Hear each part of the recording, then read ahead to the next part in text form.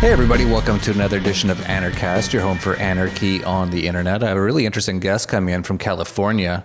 You might have been hearing a lot of things. I've heard this for over the years, a lot of people saying things like your real name is capitalized and your not real name is not capitalized, and you're actually owned and your birth certificate is actually you're part of a corporation and the US is part of a corporation. This is something I've actually never really looked into, but our next guest is a total expert on. He's actually spent 25 years looking into all these things very deeply, to the point where he's actually started up his own private society called Pantera, and he actually has his own university called Gemstone University, where he teaches people how they've become enslaved through this entire system and how the entire system works. And most interestingly to our audience is how to actually remove yourself from this system. As well, his name's Kenneth Scott, and as well he'll be coming to Anarchapulco. He's a sponsor of Anarchapulco, and so he'll be there. So if you have any questions you want to ask him about how to deslave yourselves, how to remove yourself from the system, he apparently has information on how to do that. And we're going to hear all about what this is all about, because a lot of this is very new to me, but I've heard it a lot. And actually a lot of people who have been registering for Anarchapulco, they put their name and then they say house of something. And I was like, oh, must be some weird little new kind of cool thing that kids are doing or something. But this is all kind of related to what Ken is talking about. So we're going to get into all of that with Kenneth Scott in just a moment. But before we begin, though, Kenneth, I have to ask you, how did you become an anarchist? Good question, Jeff. Thanks for having me. I have to really say that I became one because I was born as one. I've had this passion since a very early age. Literally, when I was 3, 4, 5 years old, I had a sense that something was distinctly wrong in the world that I was born into.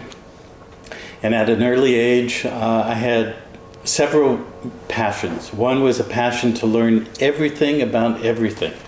Secondly was a passion to learn it so that I could figure out a solution with what I learned, how we could do something different. Ultimately, as I grew up and then I entered into my research, as you mentioned, for the last 25 years, I came to understand the exact nature of how we are in bondage. And with that, I came to understand what I truly know is the only way for us to be a true anarchist. Because the word anarchist means no power, no arc of power above us. Monarch means one power above us. And so an anarchist means between me and all of creation, there is nothing above me, beside me, below me, that has any authority to control or dominate my life or my life force and all of that. So truly, I've been an anarchist my entire life because I believe in absolute freedom, not partial freedom, absolute freedom. Me too, and of course I've been talking about this for years and talking about all the different angles on anarchy and stuff like that, but I've never gotten into, I've seen it all over the place. I see people talking about it all the time, about how your birth certificate is actually you're owned by the corporation of the US, and that corporation is part of another it's very confusing to me, and I've never really looked into it. So we've got you here to explain it all to us. So what is this? What is this entire system we've somehow been trapped into? Mm-hmm. Okay. Well, let me start with this. Did you ever do jigsaw puzzles in your life? Yep. Okay. You know how a jigsaw puzzle, you have to study the whole picture. They give you the picture on the cover. But to really get down to the depths of how to put it together is like 3, 4, 5 different layers. There's the shapes of the pieces, there's the color nuances, there's the image, there's all kinds of things that you have to correlate. And our brains are very well capable of seeing the multidimensionality of something. Now, imagine that you took 10 very complex jigsaw puzzles and you threw all the pieces together in one big box. That's how complex the jigsaw puzzle of this world is. So one of the areas that I've focused on in my studies for literally almost my entire life is esoteric metaphysical concepts. The key to understanding this world system is that those who control it, the elite, the bloodlines, all of what we're familiar with in general, are trained in esoteric sciences. And in that esoteric science are the structures of systems, geometry, numerology, language, all of that. And our entire world system, law, money, everything is based on the esoteric arena. So when I say we take a big box of multiple jigsaw puzzles, the esoteric science gives somebody the ability to see these multi-dimensions. Because one of the key maxims when you're trained in esoteric science is everything is hidden in plain sight. Okay, so we see all these symbols from the obelisk to the pyramid to two pillars, cross, all these symbols. They have specific application and specific meaning. So it's a mass jigsaw puzzle. One must understand all of that and see it. And that's what's meant by having eyes to see in order to see the reality of the system and the world that we're in. That's the key to the code of the matrix. So where does this all begin?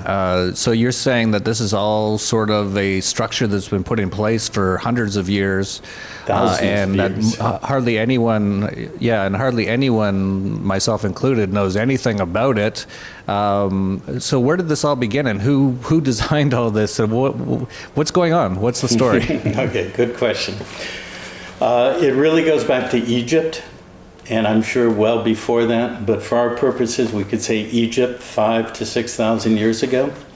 Through Egypt and Sumer and Babylon, I'm sure you've heard of reference to the money system as a Babylonian Debt Magick System. Okay, there's specifics to that. And literally this has been hardwired in everything of the last 5,000 years. Ultimately, all the way back then, there was only one system. It was basically what we would, for lack of a better word, call religion. Okay? Religion, by the definition of the word, means to bind again. Relig. Ligere is the Latin word that means to bind.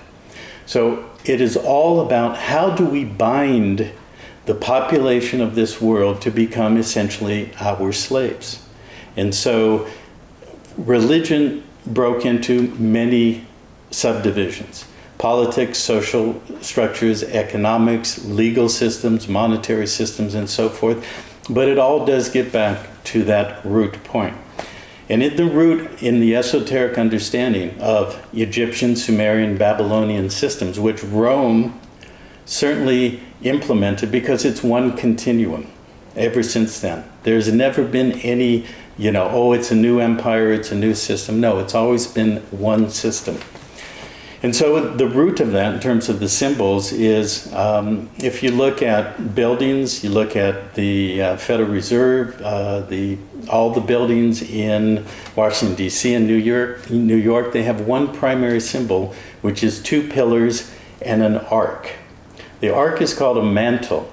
And so when we talk about anarchy, the word arc designates the source of power. That's why monarch means a monarchy, a singular power. So there are two pillars and an arc, and the esoteric relationship to that is those two pillars represent two lineages. One is the line of the king, the other is the line of the priest. And that is the entirety of how the world is controlled, because the priest is how the bondage through legal systems, the law of the priest, basically, are contractually bound and binding to all of the world population. And then the line of the king is the singular authority that holds the land. All land is held by the crown. So our world system today has reproduced that.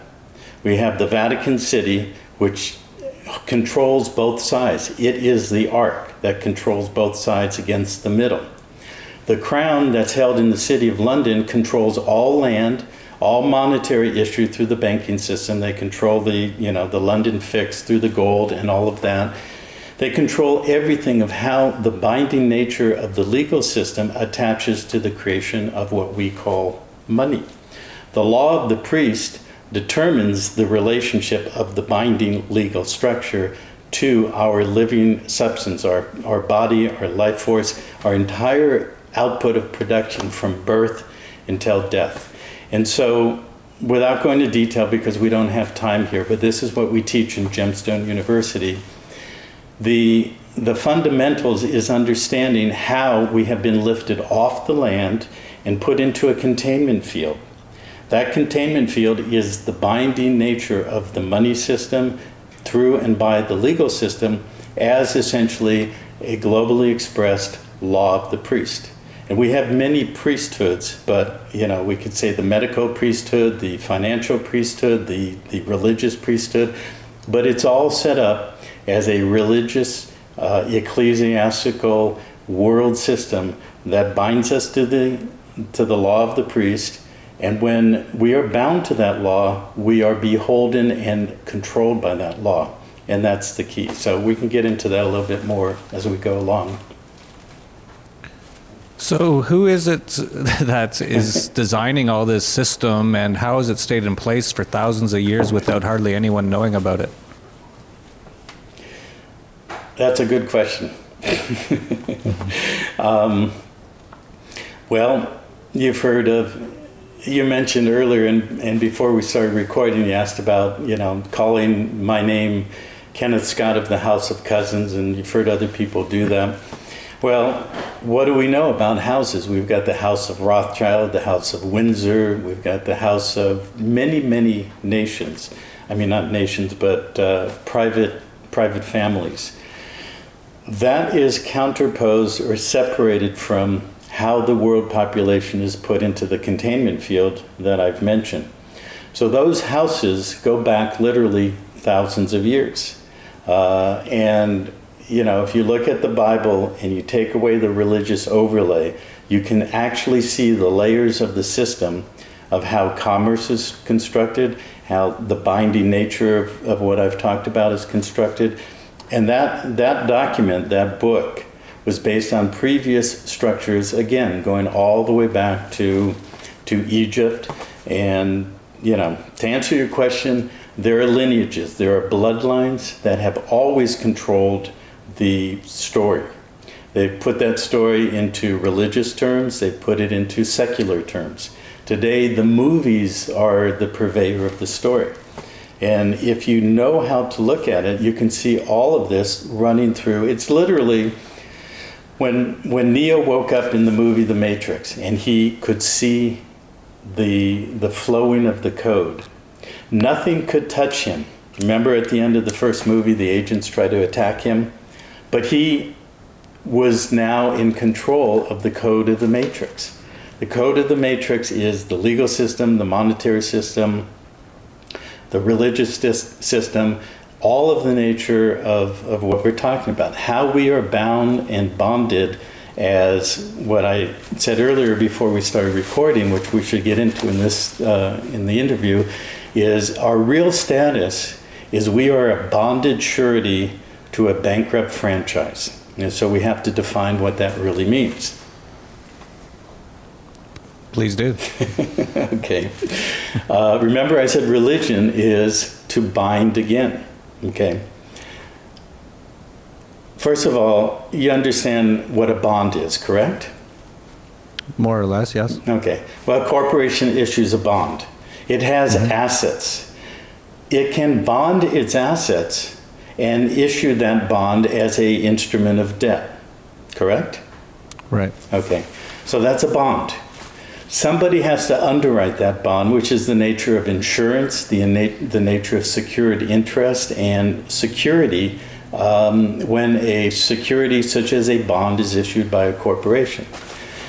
So underlying that underwriter is some base of value that assures the delivery of the what's being insured should there be a default. So a corporation can issue bonds. It should technically issue them up to the level of its available unencumbered assets. Of course, we know they issue them way in excess of that. But that describes basically a bonded surety. What is the collateral that assures the value that's issued or bonded or securitized with that instrument? So I said a bankrupt franchise. What does that mean? Well, we know that every country in the world has a central bank. Virtually, there's a few that aren't. That central bank is a bank of issue. And what does it issue? It issues a money system that is monetized debt. How is that debt underwritten? It's underwritten because each debtor is a subdivision of that master corporation called the United States or Canada or Mexico or whatever that nation is, which tells you that every nation in this world is actually a corporation. And so the central bank can wrap, just like a corporation wraps its assets, and issue bonded debt that's going to circulate as currency. So we essentially have volunteered to be the bonded surety to the franchise that is the subdivision of a corporation that is issuing monetized debt, which we call money, Federal Reserve notes, Canadian dollars, whatever the case may be. So that requires us to describe or define how did these corporations get into bankruptcy. That's a very long story, so I'm going to shut it down, boil it down to a very succinct statement. The United States that we know today was formed as a corporation in 1871. There were previous corporations created, and in fact, the United States as we know it today started its life in 1789 as a bankrupt and has continued to be put through reorganization over the last 220, 30 years. So that 1871 corporation began to expand its corporate business. It took upon itself bonded liabilities through the Federal Reserve Act in 1913, and by 1933 it was bankrupt. So it had to be reorganized. This is what FDR called the New Deal. And when FDR came into office, within 3 days an act was passed by Congress called the Emergency Banking Relief Act. And that act gave the executive complete authority to operate under emergency rules and essentially what's called war powers, which goes back to Lincoln and the Civil War. So that's the United States being bankrupt, which it has been ever since March 9th of 1933. In the reorganization, it was given the ability to how to administer and run the debtor in possession United States and how to remonetize it. The way it remonetized it, it brought all the persons and all the property of the entire body under its authority and started bonding it through the mechanism that I described. The way that was done was the issuing of franchises. So every corporation is a franchise, every LLC, every municipal corporation, every county, every board of education, they're all corporations, they're all franchises, and every single one of them create debt. Every instrument that's ever issued in those franchises, so we'll take my name, the franchise is in all capital letters. That franchise is considered a vessel in commerce and a debtor facility through which and by which monetized debt can be issued. Every time a contract or a bill or anything is issued in the name of that franchise, it is a monetary instrument. Underlying that is also many layers of derivative bonds. So for example, if I get a traffic ticket and I'm brought into court and the fine is $300, there are bonds issued in the millions against that $300 debt. So they're hypothecating the franchise, the public circulating monetized debt currency, and they're trading these off book in the millions, trillions, and huge amounts. And this is how they've built the entire world system. So to boil it down to the essence, we volunteer to be the surety. The franchise is the debtor facility through which and by which all of the money as we know it today is created. That's interesting that we volunteered. I always found the old vampire movies and things like that where they can't come into your house unless you invite them in. I've always found there was something more to that than just a funny story or interesting story. So Right. how did we volunteer for this unwittingly? See, what you just described is a fulfillment of what I said earlier, that primary maxim in the esoteric arena, which is hidden in plain sight. Remember the 10 jigsaw puzzles all mixed together? It's all hidden in plain sight. And technically, see, in law, for a contract to be valid, there must be a full disclosure, full meeting of the minds. So the way they justify it is, well, there is full disclosure. Nothing is hidden. It's hidden in plain sight because it's fragmented like the pieces of those jigsaw puzzles that are all jumbled together from the untrained eye. But the trained eye knows how to see, like I've mentioned an act, the Emergency Banking Relief Act. Well, that ties into another act called the Trading with the Enemy Act of 1917.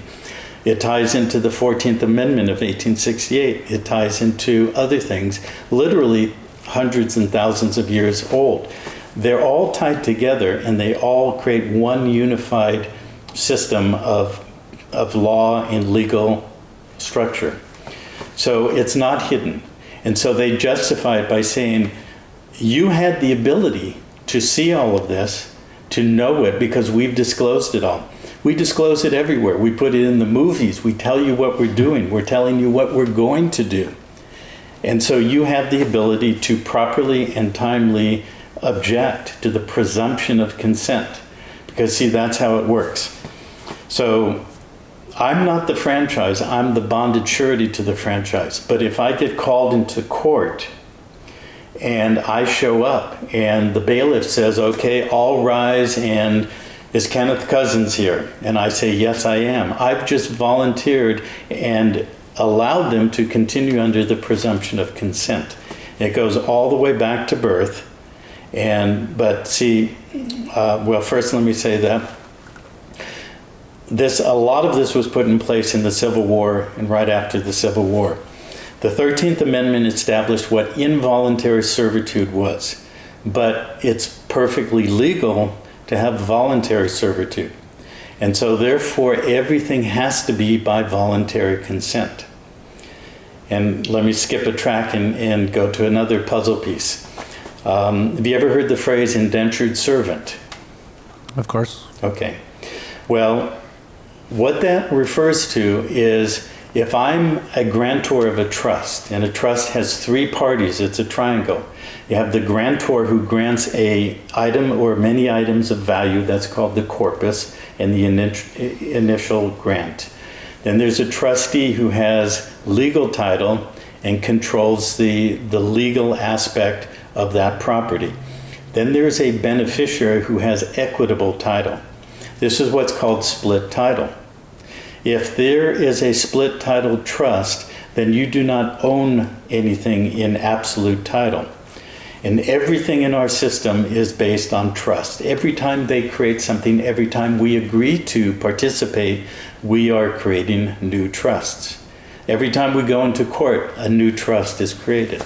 Okay? Everywhere. There are billions and trillions of trusts. And so let's say I'm on a dock in England in the 1700s and I want to come to America, but I don't have any money. But what do I have? I have the value of my labor. But I have to hypothecate that labor into the future. Okay, I know you're quite familiar with hypothecation and taking value and trading off of it. Well, the basis of that is hypothecating something that I own today, and I project it into the future, and I am giving a monetized value today. So in that instance, I'm on the dock. The only thing I have of value is my labor, but I have to do that over a period of time. Therefore, I will indenture, which means to bond myself into a trust relationship, and I become an indentured servant. That's a voluntary servitude. So I will say to the captain of the ship, if you give me passage to America, I will bind or bond my labor for the next 5 years, and I will work for you and I'll work it off. That's called an indentured servant. We've just created a trust. I'm the beneficiary of it because when it's over, I get to be free. I get to be the possessor of the right to exist in America, and I will pay for my passage to the ship and the ship owner. He is the legal trustee because he holds the indenture of the corpus, or the body of the trust, which is actually my body because I have hypothecated my labor. This is the essence of how the whole system works. So the voluntary consent comes from the fact that from birth and very soon after birth, first of all, the mother volunteers to abandon the baby and register it into the royal trust. So remember, I said the crown holds all the property, all the land, going back to the City of London. Well, our physical bodies are considered a landed estate. So when we register it, the word register is derived from regus, which means royal or regal. The term real estate actually means the royal estate. Real in Spanish, you know this, means the royal, like El Camino Real, means the royal highway. So real estate is really the royal estate. That's because the crown, as the royal estate, holds all title to all of what's pledged or registered into it. So the minute a baby is born, it is registered by the mother, and the state considers that the father abandoned the landed estate of this living newborn baby. And we don't have time to get into it in this interview, but underlying trust law is estate law. And estates have been structured over hundreds and hundreds of years in a manner to, today in the world system, everything in terms of property is in an estate. It's either non-portable property, which is in the royal estate as real estate, or it's chattel property. So the baby becomes chattel property and is registered into the royal estate, and we are considered to have abandoned that estate, and the executor now becomes the state itself. So the entire system, the United States bureaucracy under the administrative procedures of the bankruptcy that I described, and the whole world system, because every national entity is also a corporation that's also bankrupt, that's channeled by and through Washington, D.C. to the City of London. It's all one big corporation and one global estate. The key is that we've abandoned our estates. We did not perfect the estate. And so what we teach, because we've perfected the knowledge of how to do this, is how to correct our status. This is what Pantera as a private society is about. This is what the Gemstone University both teaches the detail of what I've described, and we've developed a course called Status Correction. It took us 4 years already to build this entire course, and it walks our members through every aspect of disconnecting the contractual nexus to being the bonded surety to what I've been describing. It's very interesting. So if someone were to do something like that and to go through the process to disconnect from the system, what would that mean? How would that change their life? Well, okay, let me go back to trust law, what I described as the split title. Remember I said that the legal title is held by the trustee. The beneficiary holds the equity, and you understand that. Well, let me back up a step and say, we talked about a corporation issuing bonds, but it also can issue stocks. Stocks are what? They're equity in the net value assets of the corporation. That net value is determined by reducing its external obligations, which includes all of its bonds, correct? So in a trust, you have legal title and you have equitable title. The true owner of a true exclusive equity trust, and there's a reason I use that phrase, is the beneficiary. And the legal title holder, meaning the trustee, is actually the liable party. Okay? The trustee has all the debt obligations. It is liable for all of its pledged collateral and obligations, claims, contingent claims, all of that. Why? Because it has legal title to the trust corpus. And so right now, the way things are supposed to be is the governments of the world are supposed to act as trustees. They're supposed to hold things in trust and take care of the liabilities based on the legal title that they hold for the benefit of the equitable interest beneficiary. But what they've done is they've turned things around. So remember when I said that if I walked into the court and the judge says, "Are you Kenneth Cousens?" and I say yes, well, I have not only volunteered to and consented to their construction, I've also stated by that act that I am the trustee, which means I'm holding the liability. I have all the debt. I have all of the obligation for the claims, contingent claims, and perfected liabilities against the body or corpus of the value of the trust. And so what we want to do is shift the relationship back to where it's supposed to be. So our status correction process severs the surety relationship, restates the trust, and actually puts the government, the corporation, in the trustee position, and we direct the corporation / trustee and all of the public actors, judges, clerks of court, IRS officers, they all become trustees under the master corporate structure with the commander-in-chief at the top. So many people ask, well, if I disconnect from this franchise, how am I going to do business? You know, I like anarchy, but I also like capitalism. I want to create value. I want to have that value. I want to control it. So I'm sure you've heard the phrase, own nothing, control everything, right? Yeah, wasn't that the Rothschilds? Yeah, well, Rockefellers, Rothschilds. One of them.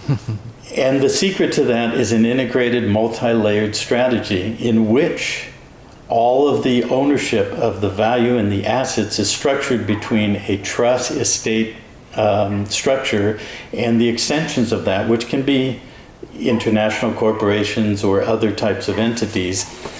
The key is that knowing how to structure that, you can own nothing technically, because we don't want to own anything in this current system. If we own it, that means we're the legal title holder. That means we have all the liability.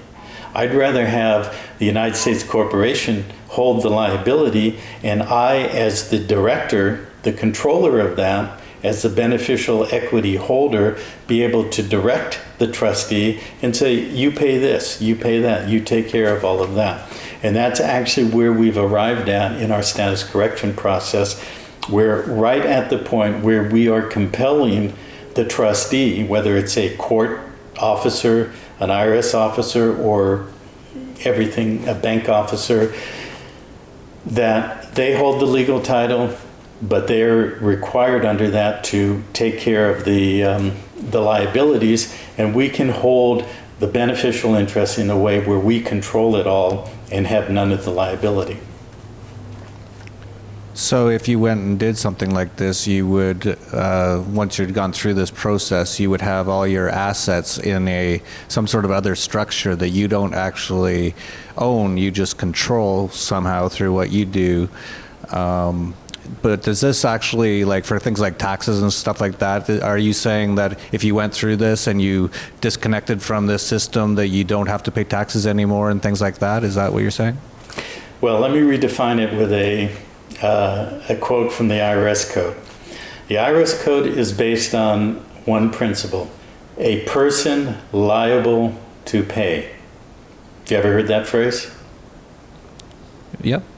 Okay. And I have to tell you that I started, as I said, 25 years ago. My first beginning in studying law was the IRS Code. And I've had some friends who have read all 11,000 pages of the code several times through and are absolute experts. And I've studied with them and have understood it through that study. But it boils down to that: a person liable to pay. Well, what is a person? A person is what is called a juridical personality, which means a fiction in law. The franchise that I described is a person. So when FATCA comes in and they say all U.S. persons are subject to FATCA, it means they control that franchise. Why? Because it belongs to them. It's their property. That's the person liable to pay. But if we're the surety, bonded surety, that has volunteered to hold the liability, then we become one and equal with that person liable to pay, and hence we must pay it. But if we turn it around in the way that I briefly described, and we restate that franchise as a private trust, and we establish the public system as the trustee under the commander-in-chief, which brings in a whole other element, which is the military martial law under which we are all in the United States and in the world under right now, then they really, as I've described, they're the trustee, they hold the liability because they hold the person. They created it, we actually return it to them. See, a lot of people in the law movement, the freedom movement and everything say, well, we want to collapse the trust. We want to destroy the relationship to the Social Security. And I say, no, I want to perfect it. I want to claim it. When I perfect it, I claim it and I claim the equity behind it. See, right now we have a split system. The public system is where all the debt is. This is where everything that I've described exists. But there's another side, the private. If we are a bankrupt attached as a bonded surety to a franchise, we cannot enter the private. Okay, we've voluntarily given up our right to stand as a private, truly lawful man as opposed to a public citizen. But if we do the process that I've described to you, we actually return the person back to the commander-in-chief under the military occupation, and under the rules that he is bound by global international treaty, he must maintain that person. And if we do it as a private trust, then we are the true owner as the beneficial interest holder, the equity. And if I were to say to you, here's a corporation, it's got lots of assets and lots of debt. Which would you rather have? Would you rather be liable for the debt, or would you be like to hold the equity as the assets? I choose the assets. Oh, very good. You passed the first test. That's what we want, not only individually, but collectively. Okay, and so that's, this it's more detailed as we get deeper into it, and but that goes back to the answer of your question. How does one take advantage of this? How does one proceed with this? It's simple. Change your relationship to the debtor, bankrupt corporation. It's as simple as that. And you help people to understand how to do that through both Pantera and Gemstone, correct? Correct, yeah. And other thing, do you have any examples of people who have done these things and been successful in removing themselves from the system? Well, the last time I filed a tax return was 1988. I have corresponded with the IRS many ways and many times through the last, 28, 29 years. The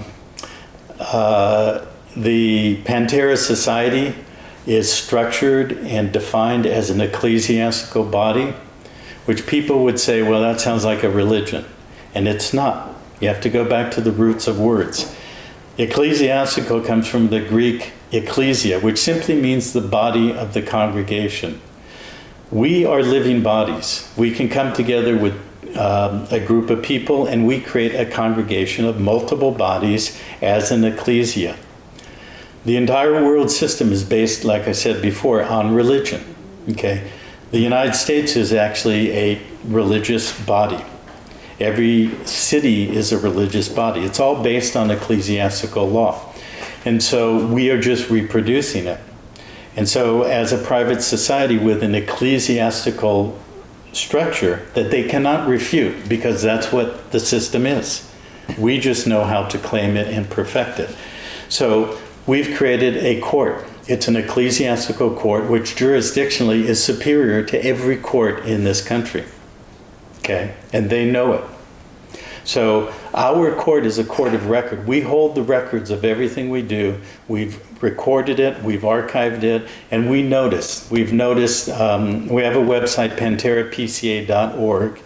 It has all of the public notices that we've sent. We've sent it to the Holy See, to the Vatican, the Lord Mayor of City of London, to the President, to the Ban Ki-moon at the UN, we gave them notice 4 years ago.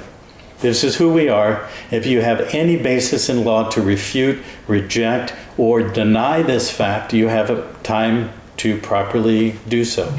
They never have.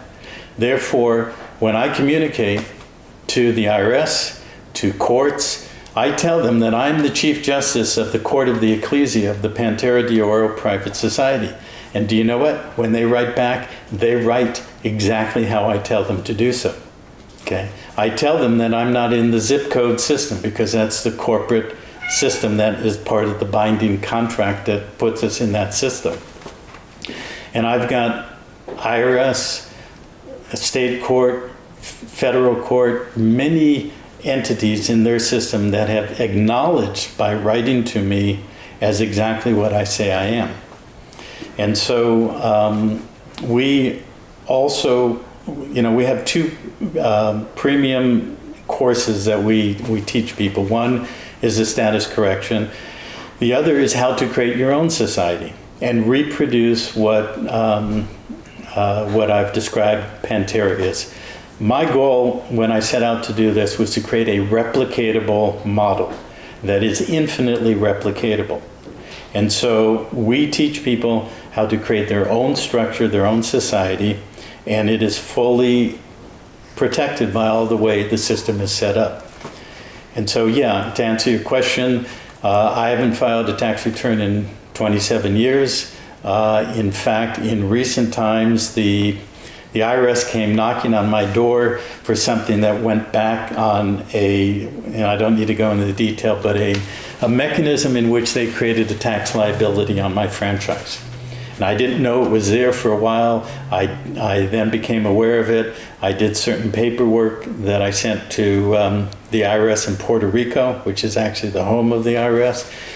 And then another IRS officer decided to try to remonetize the franchise. And so he came and he made an offer because everything in the system is based on commercial offer and commercial acceptance. This is how they bind you to their bills and their system. I know how to deal with that. And so I reversed it. I actually appointed him as trustee of my master trust, and I expressed an individual trust for my IRS account. And I appointed him as a trustee.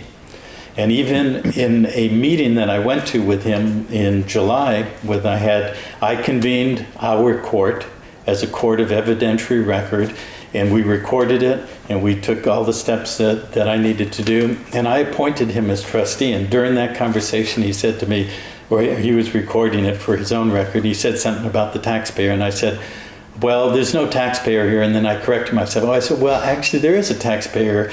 You, officer so-and-so, are the taxpayer because you are the trustee and you hold the liability. And that was in July. And later in the year, I provided him the means to clear or to extinguish, to settle and close that liability. And he didn't perform on that. So I wrote to Treasury Criminal Investigation and I said, hey, he's the trustee and he's not settling this account. And so they called me up and asked me to come visit them, which I did about a month ago. And so I've turned it around to make him my trustee. He holds the liability. The exact same thing applies to a court officer, a public officer, you name it. Because everything that they're creating in terms of paper, traffic ticket, court case, IRS bill, you name it, is simply another event of monetizing the bankrupt franchise and creating more debt paper to circulate as currency. So the real key here is we're at a tipping point. We have the ability to be true absolute anarchists, where we remove the overlay of this presumption of consent, this bonded surety relationship to this entire global monetized debt system, and to actually become a true man or woman standing with full capacity. And that full capacity gives us the ability to do what I've just described, direct the trustees. You take care of it, it's your liability. And so there's many things I've done over the last 25 years, but it took me 23 years to perfect my understanding of what was the estate, how did trust law come into play, how does equity come into play, how does martial law come into play, how is the emergency banking rules coming into play, all of that. And now we've got it structured and perfected, and we now can become not only the director of all of it, but we can ultimately become the bank, because we no longer need to go to them to bind ourselves into their religious, quasi-religious, ecclesiastical construct and basically bind ourselves from cradle to grave to be the surety. That's the last thing we want to do. Like you said, do you want the liabilities or you want the equity? You want the equity. In our status correction, we claim and perfect the holding of the equity. And that's what we all want.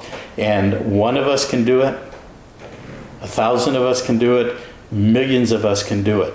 Once more and more of us do it, then we have more capacity to start actually removing the overlay that we're all burdened under, whether we're an expat or living in California. Fascinating. Are you aware of a person named Dean Clifford? Yes.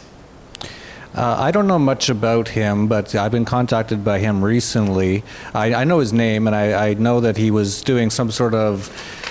I'm new to all this stuff, so you have to forgive me a little bit, but I understood it as... What's that? No, I said, that's fine that you're new to it. That's all this stuff is new to me. No, I was just going to say, I'm excited about your being new to it, because it's opening up a whole world that you didn't know existed, and all of your members or listeners, or not members because you're an anarchist, but your listeners and so forth. Yeah, you can still have members, it just has to be voluntary. Okay, but you're right, that's true. Go ahead about Dean. The reason that I'm... well, I'll basically tell you what my feeling or thinking of this sort of line of thought was. And you've definitely given me, by far, the best description of this process or this way of getting out of this system that I've heard yet. And I know there's other people out there. I know there's Dean Clifford was doing something similar, and maybe you can explain that to me. And I think he was doing something sort of called like sovereign man or sovereign citizen sort of approach to things. Yeah. And he's actually now in jail, and I just got an email from him, and it's actually from his brother. And they're actually coming to Anarchapulco, his brother and a bunch of people, and they're bringing a bunch of T-shirts about Dean Clifford and Anarchapulco. And they actually want to do a Skype live call with Dean in jail, which is interesting, but I have to look into it. I don't know much about him. But my question to you is since you do know who Dean Clifford is, was he trying to do something similar to you and he still ended up in jail, or was he doing it wrong? Or tell me what you think happened there. Well, to be blunt, the ultimate answer is yes, he was doing it wrong. Okay, let's go back to the original metaphor of 7 or 8 or 10 jigsaw puzzles all mixed up. Every single piece must be in place. Or let's just say just one jigsaw puzzle. You ever do a jigsaw puzzle and you're missing 10 pieces? You know, your dog ate them or something like that, and it's not a complete picture. Or you try to shove a piece that doesn't fit into a hole that's not the proper receptacle. The issue about hidden in plain sight and all of these fragments that individually make no sense is that unless you have the complete picture and how it all dovetails, interrelates, and is a complete picture, you don't have the whole thing. And the system is designed, and the parties, the public actors, the judges and so forth are trained to see where there's a flaw. And that flaw gives them a jurisdictional attachment, okay? It's called traversal. Traversal is, you're from Canada, I'm sure you must have gone skiing, and if you're on the mountain, you traverse from one side to the other, right? Well, in law, you can be in one jurisdiction, and just one little thing, one little acquiescence to an offer to contract by the judge traverses you back to the other side, to his jurisdiction where he controls it. The problem with Dean, and he's a great guy, I've never met him or talked to him, but I've seen his work. It's very advanced, but he's missing pieces. And if you're missing some of the pieces, you don't have the whole picture, you are jurisdictionally attached to their jurisdiction where they can legally and technically pull you in, put you in jail, and all of that. So now you've just opened that up for me to tell you and describe the most important piece that everybody misses, okay? I've mentioned the year 1863, I've mentioned martial law, things like that. We are in martial law in the United States and through the United States Corporation through the rest of the world. That martial law was implemented in the beginning of the Civil War. Then in 1863, Lincoln, it's not right word, chartered, contracted, commissioned, that's the word. He commissioned one of his field officers to create a body of rules for military occupation of occupied enemy territory. That was called, his name was Franz Lieber, and that was called the Lieber Code. And that Lieber Code describes what a foreign military occupier must do under the rules of the United States to maintain proper military relationship to the civil body and the people of that conquered territory, okay? So that was issued in 1863. And the war ended, Lincoln was shot, the 14th Amendment was passed in 1868, and in 1867, something called the Reconstruction Acts were issued. Those created 5 military districts for the 10 Confederate states.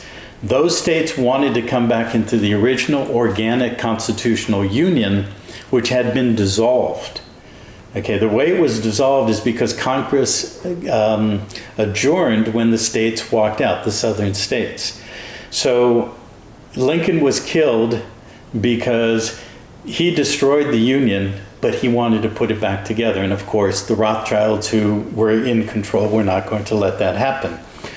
So he was taken out, and the Reconstruction Acts established military districts for the 10 southern states. Those southern states never left the military districts, so they have always been under military occupation.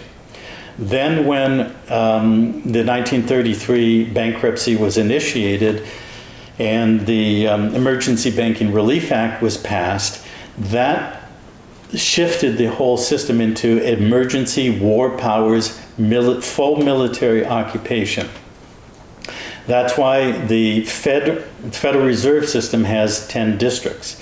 That's why the world is broken up in districts. They are all military districts. So we have to understand military occupation.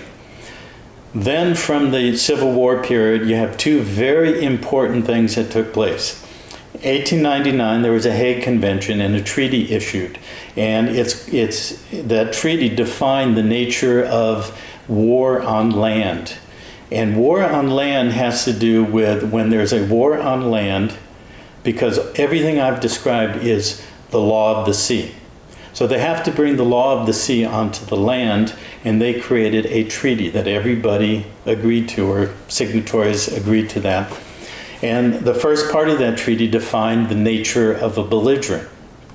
And it defines a belligerent who is a people who take up arms against an invading force, okay?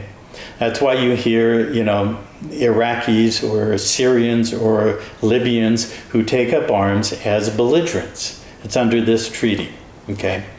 Next, in 1907, you have another treaty issued that adopted the rules of the Lieber Code, and it made it global or international law to which the United States is bound.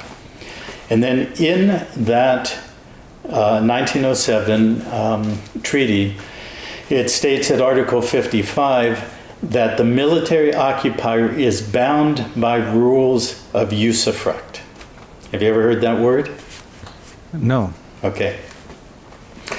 Usufruct is derived from 2 Latin words. Usus, which means to use, and fruct or fructose, which means the fruit. What that means is a usufruct is allowed to use the fruit of another's tree.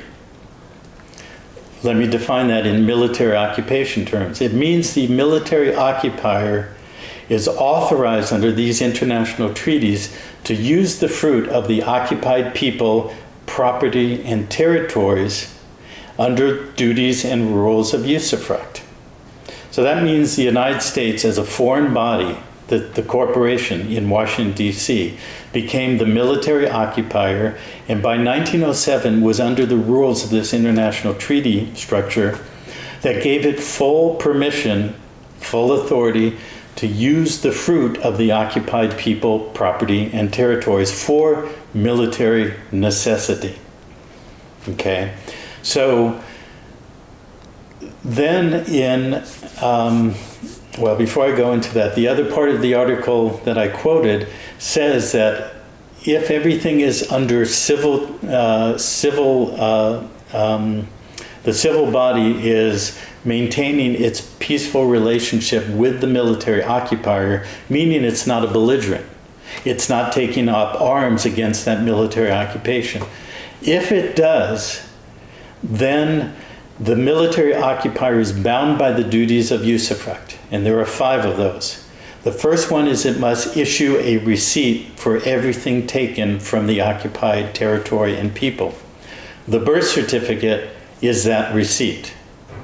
So it takes all the people and property, puts it under each one of our birth certificates. That's the receipt. Secondly, it must issue inventory or take a proper inventory of all the property taken. That inventory is done by the bureaucratic administrative bodies that we know as governments. So now they've taken it under military necessity. They've issued us a receipt. They've given us an inventory which we can access in the system. So now they have the right of usufruct to use the fruit of our labor in order to maintain and continue their military necessity. Thirdly, they must maintain the property in good condition. They must, fourthly, they must pay all fees, taxes, maintenance, repairs, everything to maintain that property. And fifthly, they must return the property to the original owners in proper or improved condition upon the cessation of the military occupation. So what does that translate to? The United States became the military occupier first of the 10 southern states through 5 military districts by the Reconstruction Acts. It then created a whole body of military function and occupation. The Federal Reserve Act is part of that. So the Federal Reserve Note is nothing more than a private military script that we're given permission to use under military occupation. They're supposed to maintain everything, but here's the twist. They put the corporation into bankruptcy. They issued the Emergency Banking Relief Act, declared it a martial law occupation in effect. And from that point forward, any act that was done in the public, which means in commerce, under the rules of the Uniform Commercial Code, which control all securities, all monetary structure, all taxation, things like that, that anything done in the public in commerce is against the law, is illegal, and must be licensed. So that's why we have to get a license to operate in commerce. We have to get a business license, a doctor's license, a contractor's license. All of these are permissions to do something that is technically illegal.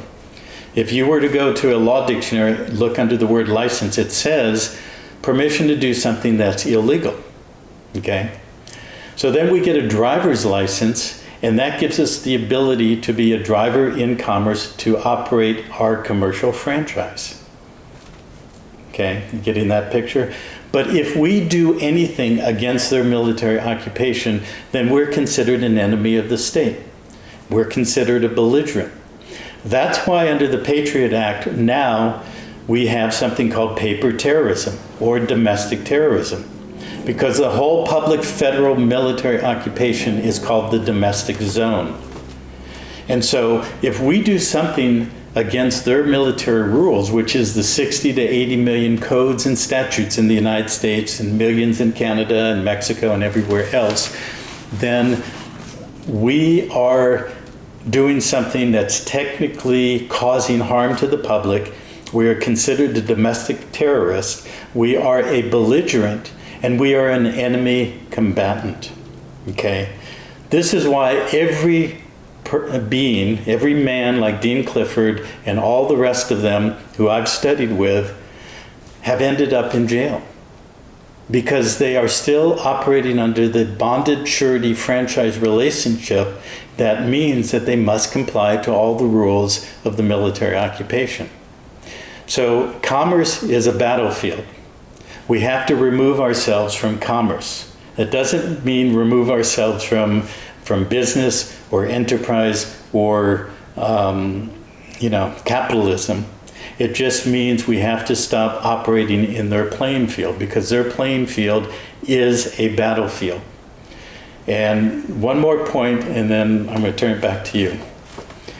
Go back to the 14th Amendment. In the 14th Amendment, it says the public debt cannot be challenged. Well, wait, first of all, in Section 1, it says, all persons born or naturalized within the United States and subject to the jurisdiction thereof are citizens of the United States. That's what defines a U.S. person. Then in Section 4, it says the entire national public debt cannot be challenged as to its validity. It means that as long as you're operating as a public person, a U.S. person, and remember, every nation on the planet is a U.S. person, okay?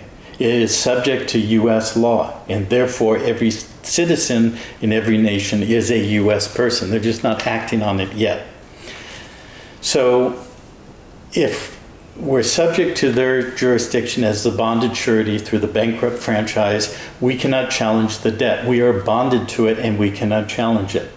Secondly, that inviolable nature of that debt obligation extends to, and you can just Google 14th Amendment and read it. You will see it right there. It says, including the obligations for pensions and bounty for services in the suppression of insurrection and rebellion. This is the key. See, I've seen that phrasing for 25 years. I read it, and I kept asking myself, why is that there? It doesn't make sense until I understood the military occupation and everything else that we've talked about. It means that if you're still the bonded surety and you do something against their millions of codes and statutes, you are considered a belligerent because you're a paper terrorist under the Patriot Act, and you are causing domestic terrorism and harm to the public.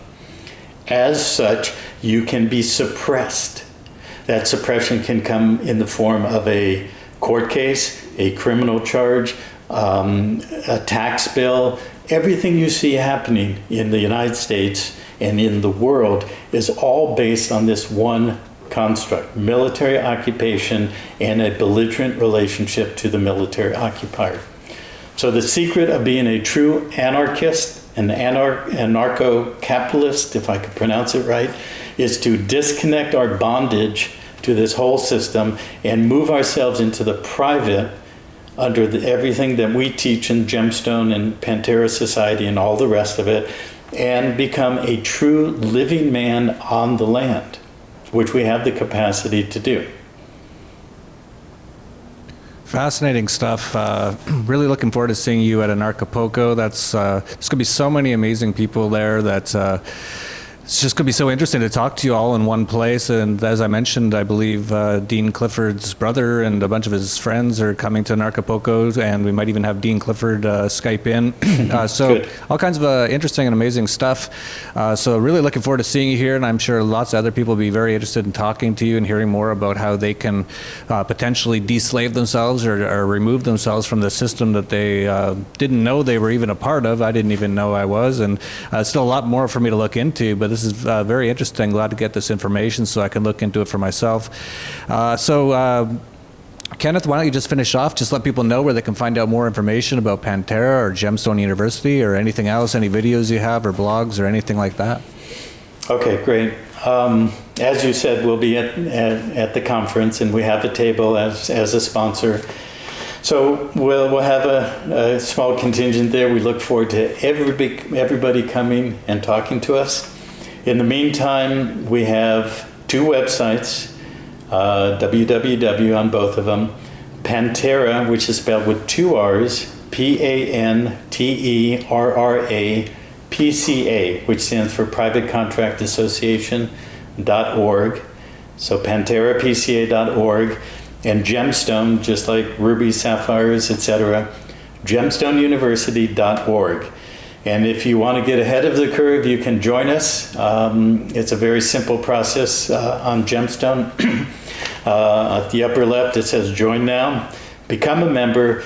We are only, all of the detail of the education is members only. We only operate in the private. So you can become a member excuse me, before the conference and become familiar with a lot more depth of all this detail that we've covered. and there you have it. And also we just launched a new YouTube channel under Gemstone University. I'm losing my voice. So go there. We'll be loading some things over the next 2 weeks before the beginning of the conference on the YouTube channel. And there's quite a bit also on the public side of the Gemstone site. On the Pantera site is our entire body of public notice. Our letters to the world bodies, to the Holy See, lots of very interesting things of our public notices establishing our right to exist as a private society and in a superior jurisdiction, as I mentioned before. So there's a lot of reading on both sites in the further details if you become a member. So I look forward to seeing you, Jeff, down there and everybody else, and it's going to be a lot of fun and quite interesting. So thanks a lot, Jeff. Yeah, thank you, Kenneth. So check out all the stuff. We'll have the links all down below. If you like this video, please like, subscribe, share. This video will probably just be going up just before Anarchapulco happens, but if you're watching it and it's still a few days away, check out flights. There's a lot of super cheap flights thanks to the lower price of oil, the really bad economy, and now the Ebola 2016, as I call it, Zika. It's the new thing to scare everybody into not traveling. So there's a lot of cheap flights. So a lot of great people are going to be there, like Kenneth and so many others. It's really going to be just an amazing week. I'm really looking forward to it. I'm trying to prepare for it now. So check out all that stuff, and really looking forward to seeing you, Kenneth, and getting more into this stuff. This is the first time I've really, we've had over 240 episodes now, and we've never talked about this angle of things. And so this is the first time. So I'll be looking into it a lot more, and maybe we'll have you on again or talk more about this in the future. So that's it for Anarchast, your home for anarchy on the internet. Peace, love, and anarchy. See ya. Thanks.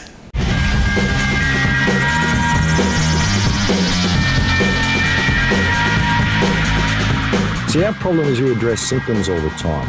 We want to address the homelessness, we want to address the wars, we want to address the oil spills, we want to address the CSG, we want to address all these different issues. But they're all symptoms of legislation that's been put in place which has allowed these companies to rape the earth. And this legislation is put in place because we're disunited, we're not paying attention, and we believe our governments are our rulers when they're actually our employees. In 1972, I watched my cousin, who was 25 at the time, die a horrible death from cancer. And then about 3 years later, when I was leaving, I worked at a hospital, and when I was leaving work that day, there was an announcement come on the radio.